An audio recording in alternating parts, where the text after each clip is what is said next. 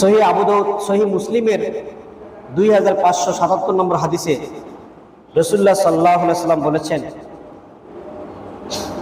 তিনি আল্লাহ নবীজি বলেন আন রাব্বিহি আজ্জা ওয়া জাল্লা, নবীজি আল্লাহর তরফ থেকে বর্ণনা করতেছেন, মানে হাদিসে কুদসি। আল্লাহ পাক বলেন, ইয়া ইবাদি ইন্নী হারামতু যুলমা, আমার বান্দা বান্দিরা, আমি জুলুম করাটাকে আমার নিজের উপর হারাম করে দিয়েছি।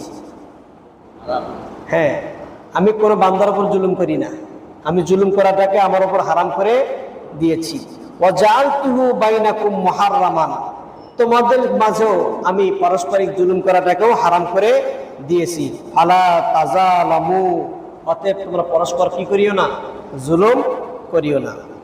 অন্য হাদিসের মধ্যে আসছে, ওয়ান আইয়াজ ইবনে হিমার আন নবী সাল্লাল্লাহু আলাইহি ওয়াসাল্লাম আন্নাহু খাতাবাহুম ফাকালা ইন্নাল্লাহা আযজা ওয়া জাল্লা আওহা ইলা আন তাওয়াদাউ হাত্তা লা ইয়াফখারা আহাদুন আলা আহাদিন। হযরতে ইয়াজ ইবনে হিমার নবীজি থেকে বর্ণনা করেন, নবীজি একদিন খুতবার মধ্যে বলছিলেন, নিশ্চয় আল্লাহ রাব্বুল আলামিন আওহা ইলাইয়া, আমার নিকট ওহী প্রেরণ করলেন এই মর্মে, আদু তাওয়াদাউ, তোমরা পরস্পর বিনয়ী হও, পরস্পর তোমরা বিনয়ী হও। মান তাওয়াদা লিল্লাহ রাফাআহুল্লাহু দারাজাত, যে ব্যক্তি আল্লাহর হস্তে বিনয়ী হয় আল্লাহ পাক তার মর্তবা বাড়াইয়া দেন।